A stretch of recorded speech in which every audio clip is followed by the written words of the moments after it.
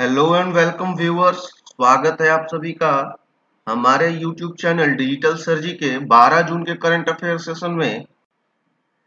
Friends, आज के current affair session में हम लोग 12 जून से संबंधित सभी प्रश्नों को बहुत ही डिटेल्स में डिस्कस करने वाले हैं, तो वीडियो के अंत तक जरूर बने रहें।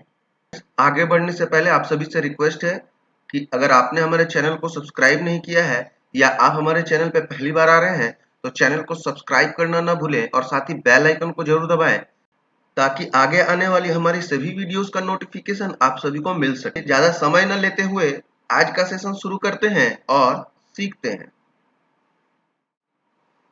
हमारा पहला क्वेश्चन है, the navy of which of the following country building first fully stealth warship. निम्नलिखित में से किस देश की नौसेना पूरी तरह से पहले स्टील्थ युद्धपोत का निर्माण कर रही है? हमारे ऑप्शंस हैं, option A USA, option B China, option C Russia, option D India. तो इसका जो आंसर है दोस्तों वो है हमारा option number C Russia. Okay, आइए क्वेश्चन का डिटेल्स से पहले रसिया की डिटेल्स डिस्कस करते हैं। यहाँ जो अभी आप वर्ल्ड मैप देख पा रहे हैं, ये जो पूरा ग्रीन कलर का जो एरिया है ये कंट्री रसिया है और ये जो फ्लैग है ये रसिया का फ्लैग है। इसके सबसे टॉप में व्हाइट कलर की पट्टी है और मिडिल में नेवी ब्लू कलर की पट्टी है और सबसे बॉटम में रेड कलर की पट्टी।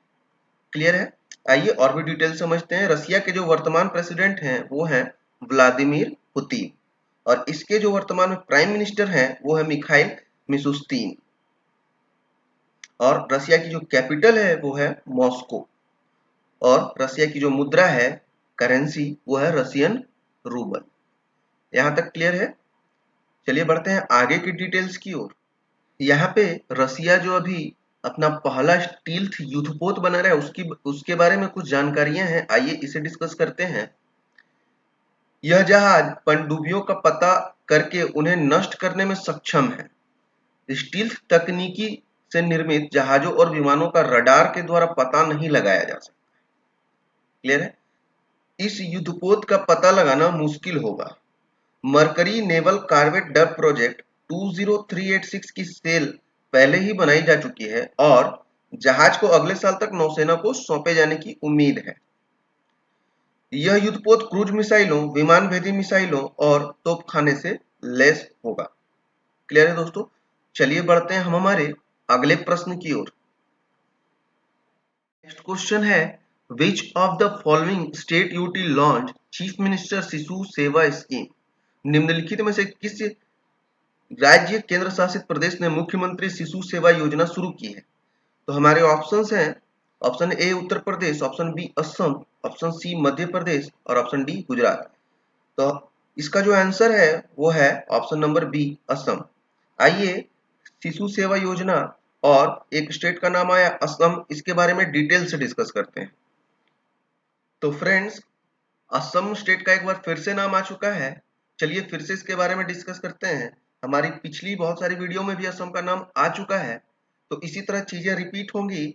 आपको चीजों को याद करने की बिल्कुल भी जरूरत नहीं है, आप बस वीडियो को शुरू से अंत तक पूरा देखिए और सभी चीजें जो है बहुत ही आसानी से आप सीखते जाएंगे। ठीक है? तो चलिए, ये जो अभी आप इंडिया का जो मैप देख पा रहे हैं, ये जो पूरा रेड कलर का एरिया है ये है असम।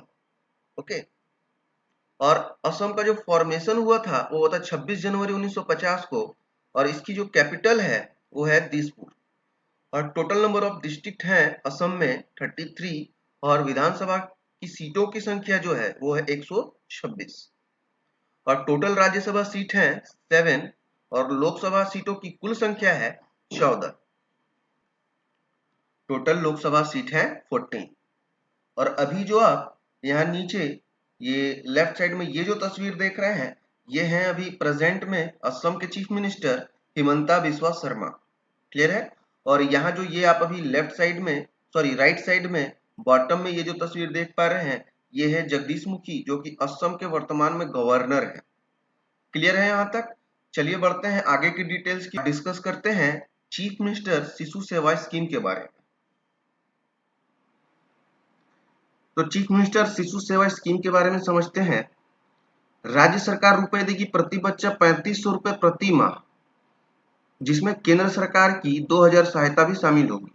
राज्य सरकार टोटल जो है हर एक बच्चे को प्रति माह, प्रति बच्चा प्रति माह 3500 रुपए देगी। इस 3500 रुपए में केंद्र सरकार की 2000 रुपए शामिल होगी, सहायता राशि शामिल होगी। ओके, 10 वर्ष से कम उम्र के बच्चों और बिना अभिभावक वाली किशोरियों के लिए राज्य सरकार ऐसे बच्चों को बाल देखभाल संस्थानों में से एक में रखने के लिए कदम उठाएगी और शैक्षिक व्यय सहित उनके रखरखाव के लिए पर्याप्त धन उपलब्ध कराएगी। क्लियर है?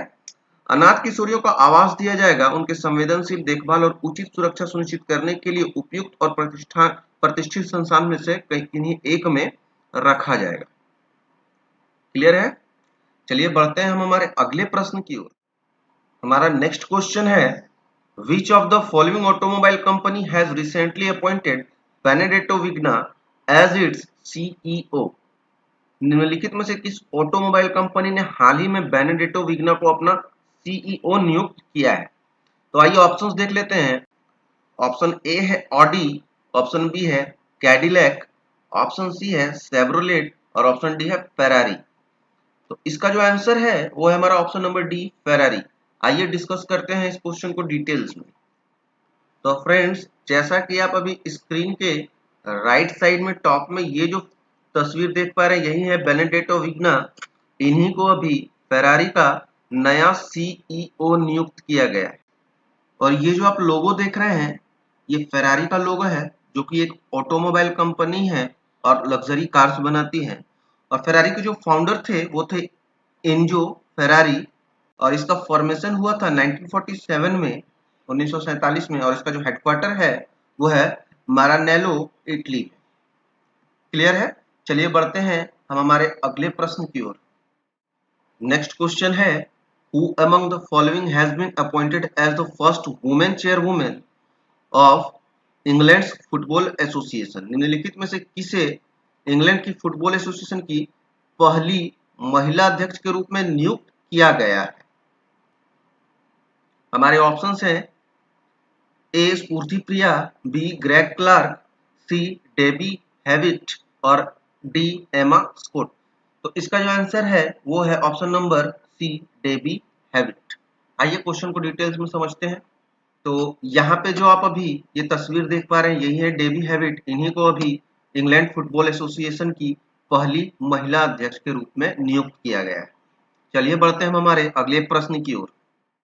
हमारा नेक्स्ट क्वेश्चन है, name the Indian foreign service officer who will lead UN bureaucracy for a year. उस भारतीय विदेश सेवा अधिकारी का नाम बताइए जो एक वर्ष के लिए संयुक्त राष्ट्र की नौकरशाही का नेतृत्व करेगा। चलिए ऑप्शंस देख लेते हैं। ऑप्शन ए है के नटराजन, ऑप्शन बी है एस जयशंकर, ऑप्शन सी है के नागराज नायडू और ऑप्शन डी है अब्दुल्ला शाहिद। तो इसका जो आंसर है वो है हमारा ऑप्शन नंबर सी, के नागराज नायडू। आइए डिटेल्स में समझते हैं क्वेश्चन को। तो यहाँ जो अभी आप स्क्रीन पे ये तस्वीर देख पा रहे हैं, ये है के नागराज नायडू, जो कि एक इंडियन फॉरेन सर्विस ऑफिसर हैं और इन्हीं को अभी यूएन के ब्यूरोक्रेसी में इंडिया की तरफ से प्रतिनिधित्व करने का मौका मिला है। क्लियर है? चलिए बढ़ते हैं हमारे अगले डिटेल्स। क्वेश्चन में अभी यूनाइटेड नेशंस का नाम आया था, आइए इसे डिस्कस करते हैं। तो यूनाइटेड नेशन, इसके जो अभी वर्तमान में सेक्रेटरी जनरल हैं वो है एंटोनियो गुटरेस। जैसा कि आप यहाँ राइट साइड में अभी ये तस्वीर देख रहे हैं, यही है एंटोनियो गुटरेस। और अभी इन्हें फिर से दूसरे कार्यकाल के लिए नियुक्त किया गया है। और यूनाइटेड नेशन का जो फॉर्मेशन हुआ था वो हुआ था 24 अक्टूबर 1945 को, 24 अक्टूबर 1945 को। और टोटल मेंबर ऑफ कंट्रीज हैं 193। यूनाइटेड नेशन के टोटल मेंबर ऑफ कंट्रीज है 193। और इसका जो हेडक्वार्टर है वो है न्यूयॉर्क, यूएसए। क्लियर है? तो फ्रेंड्स, हमने फिर से एक बार यूनाइटेड नेशंस के बारे में डिस्कस किया और हमारे पहले की वीडियो में भी यूनाइटेड नेशंस का नाम पहले भी आ चुका है। तो इसी तरह जो है चीजें बार बार आती रहेंगी। मैं बार बार बोलता हूं, आपको चीजों को रटने की बिल्कुल भी जरूरत नहीं है। आपको चीजें बहुत ही आसानी से समझ में आएंगी और आप आसानी से चीजों को समझ सकेंगे। चलिए बढ़ते हैं हम हमारे अगले प्रश्न की ओर। हमारा नेक्स्ट क्वेश्चन है, who among the following has been appointed as the Thales vice president and country director for India? निम्नलिखित में से किसे भारत के लिए थेल्स के उपाध्यक्ष और निदेशक के रूप में नियुक्त किया गया है? आइए ऑप्शंस देख लेते हैं। ऑप्शन ए है आशीष सराफ, ऑप्शन बी है प्रफुल्ल पटेल, ऑप्शन सी है कृष्ण अय्यर और ऑप्शन डी है राधा मोहन घोष। तो इसका जो आंसर है वो है हमारा ऑप्शन नंबर ए आशीष सराफ। आइए क्वेश्चंस के डिटेल्स को डिस्कस करते हैं। तो फ्रेंड्स, जैसा कि आप ये तस्वीर देख पा रहे हैं, यही है आशीष सराफ और इन्हीं को अभी थेल्स का वाइस प्रेसिडेंट और country director for India appoint किया गया है। क्लियर है? चलिए बढ़ते हैं हम हमारे अगले प्रश्न की ओर।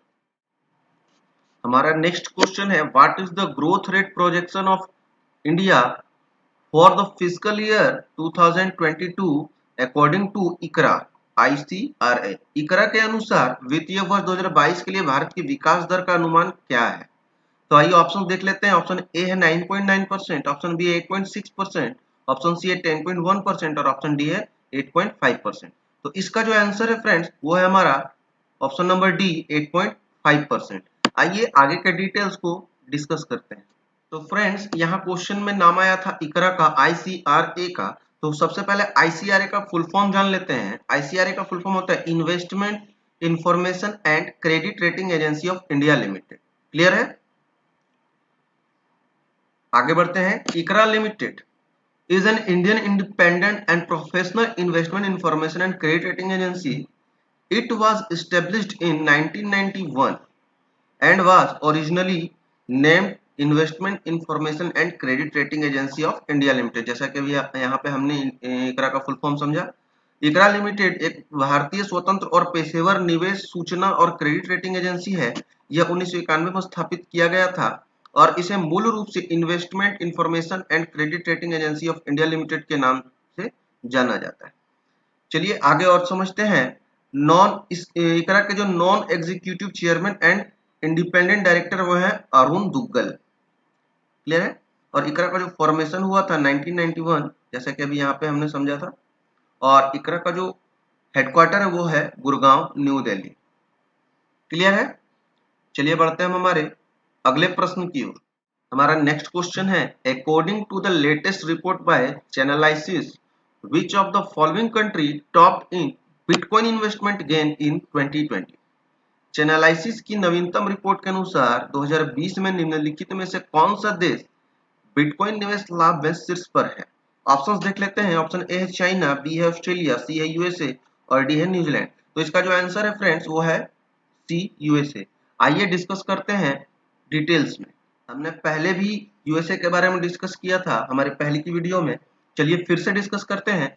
यहाँ जो अभी आप वर्ल्ड मैप देख पा रहे हैं, ये जो ग्रीन कलर का एरिया है पूरा, ये पूरा यूएसए है, यूनाइटेड स्टेट्स ऑफ अमेरिका। और यूनाइटेड स्टेट्स ऑफ अमेरिका का जो कैपिटल है वो है Washington DC, Washington District of Columbia. और इसकी जो करेंसी है वो है डॉलर। क्लियर है? और वर्तमान में अभी यूएसए के जो प्रेसिडेंट हैं वो है जो बिडेन। क्लियर है दोस्तों? चलिए बढ़ते हैं हम हमारे अगले प्रश्न की ओर। फ्रेंड्स, आगे बढ़ने से पहले आपको मैं अपने चैनल्स के बारे में और भी कुछ जानकारी दे दूं।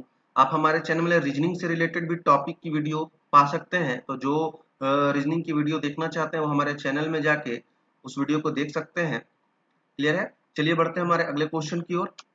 हमारा अगला क्वेश्चन है, which of the following digital payment startup has acquired a multi brand loyalty platform payback India?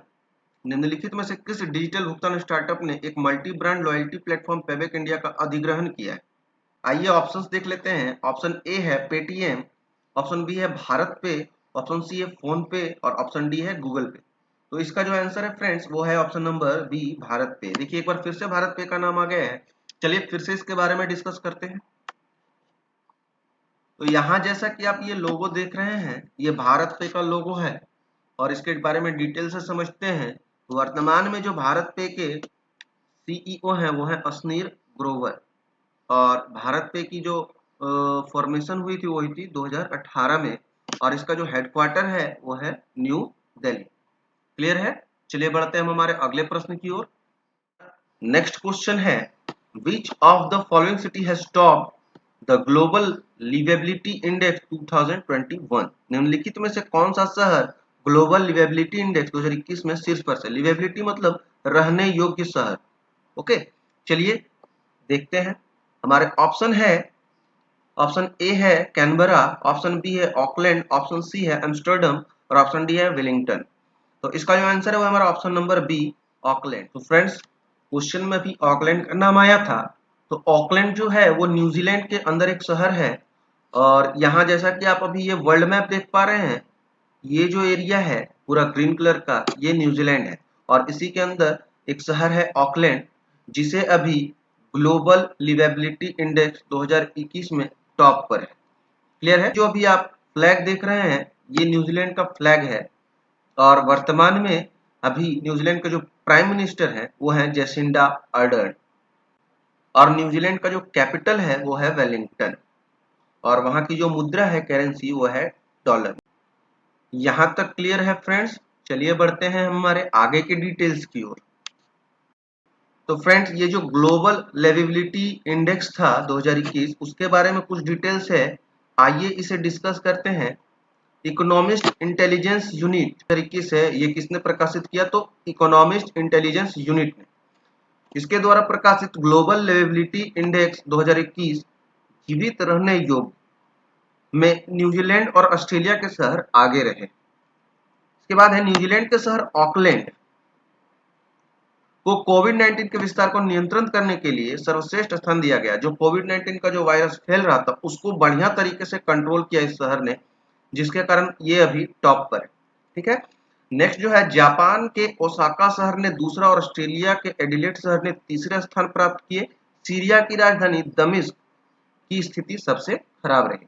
आइए जान लेते हैं दुनिया के शीर्ष 5 रहने योग्य शहर और सबसे कम रहने योग्य शहर के बारे में। तो 5 सबसे रहने योग्य शहर हैं। पहला है ऑकलैंड जो कि न्यूजीलैंड में है, दूसरा है ओसाका जो कि जापान में है, और तीसरा है एडिलेड जो कि ऑस्ट्रेलिया में है, चौथा है वेलिंगटन जो कि न्यूजीलैंड में है, न्यूजीलैंड की राजधानी है, और पांचवा है टोक्यो जापान जो कि जापान की राजधानी है।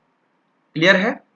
और यहाँ पे सबसे कम रहने योग्य 5 जो सूची है वो है, पहला है दमिश्क जो कि सीरिया में, दूसरा है लागोस जो कि नाइजीरिया में है, तीसरा है port Moresby Papua New Guinea में। क्लियर है?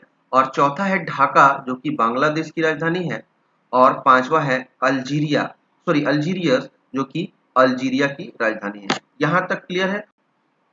और ये जो सूची है दोस्तों, ये ग्लोबल लिवेबिलिटी इंडेक्स 2021 के अनुसार ये सूची दी हुई है। क्लियर है? चलिए बढ़ते हैं हम हमारे अगले प्रश्न की ओर। हमारा नेक्स्ट क्वेश्चन है, who among the following has won the best actress award eight 2021 UK Asian film festival? निम्नलिखित में से किसने 2021 यूके एशियन फिल्म फेस्टिवल में सर्वश्रेष्ठ अभिनेत्री का पुरस्कार जीता है? ऑप्शंस हैं, ऑप्शन ए है गौतम घोष, बी है नीरज काबी, ऑप्शन सी है तिलोत्तमा सोम, ऑप्शन डी है मनुश्री दत्त। तो इसका जो आंसर है वो है हमारा ऑप्शन नंबर सी, तिलोत्तमा सोम। आइए डिटेल्स में समझते हैं। तो यहाँ पे जो आप अभी तस्वीर ये देख रहे हैं राइट साइड में, ये है तिलोत्तमा सोम।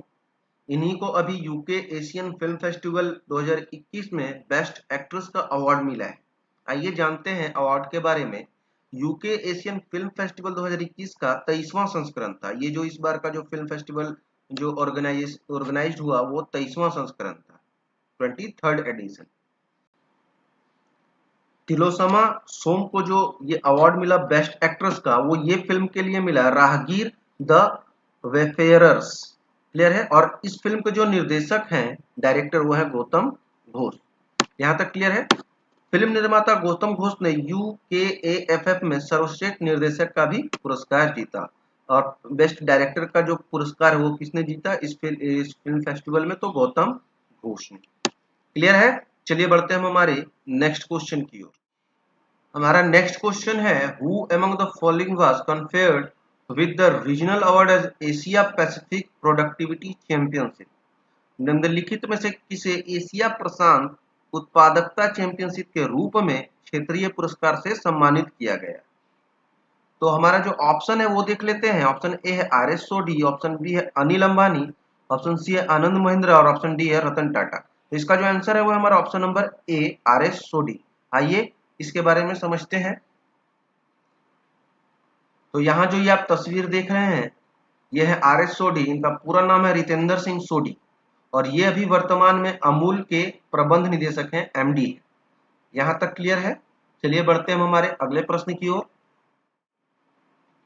हमारा नेक्स्ट क्वेश्चन है, the Asian Games gold medallist Dinko Singh passed away recently, he was belongs to which of the following game. एशियाई खेलों के स्वर्ण पदक विजेता डिंको सिंह का हाल ही में निधन हो गया, वह निम्नलिखित में से किस खेल से संबंधित थे। तो आइए ऑप्शंस देख लेते हैं। ऑप्शन ए है हॉकी, ऑप्शन बी है चेस, ऑप्शन सी है बॉक्सिंग और ऑप्शन डी है स्विमर। तो इसका जो आंसर है वो हमारा ऑप्शन नंबर सी बॉक्सिंग। आइए इनके बारे में डिटेल समझते हैं। तो फ्रेंड्स जैसा कि आप अभी स्क्रीन में ये जो तस्वीर देख रहे हैं यही है डिंको सिंह, जो कि एक इंडियन बॉक्सर हैं और मणिपुर के रहने वाले थे और इन्हें 2013 में भारत सरकार द्वारा पद्मश्री से सम्मानित किया जा चुका है। चलिए बढ़ते हैं हम हमारे अगले प्रश्न की ओर। हमारा नेक्स्ट क्वेश्चन है, the national award winner Buddhadeb Dasgupta has recently passed away, which of the following field he belong. राष्ट्रीय पुरस्कार विजेता बुद्धदेव दासगुप्ता का हाल ही में निधन हो गया, वह निम्नलिखित में से किस क्षेत्र से संबंधित थे। तो हमारे ऑप्शन है, ऑप्शन ए है पोएट, ऑप्शन बी है फिल्म मेकर, ऑप्शन सी है सिंगर और ऑप्शन डी है साइंटिस्ट। तो इसका जो आंसर है वह हमारा option number B film maker. तो फ्रेंड जैसा कि आप अभी यहाँ तस्वीर देख पा रहे हैं यही है बुद्धदेव दासगुप्ता, जो कि एक फिल्म मेकर थे और हाल ही में इनका अभी निधन हो गया है। क्लियर है। तो दोस्तों आज का जो हमारा करंट अफेयर का सेशन है वो यहीं समाप्त होता है। अगर आपको हमारा ये वीडियो पसंद आया है तो वीडियो को ज़्यादा से ज़्यादा लाइक करें, शेयर करें और कमेंट करें और चैनल को सब्सक्राइब करना ना भूलें और साथ ही बेल आइकन को जरूर दबाएं ताकि आगे आने वाली हमारे हर एक वीडियो का नोटिफिकेशन आप तक पहुंच सके। चलिए मिलते हैं हमारे 13 जून के करंट अफेयर सेशन में। तब तक के लिए सीखते रहिए और सिखाते रहिए।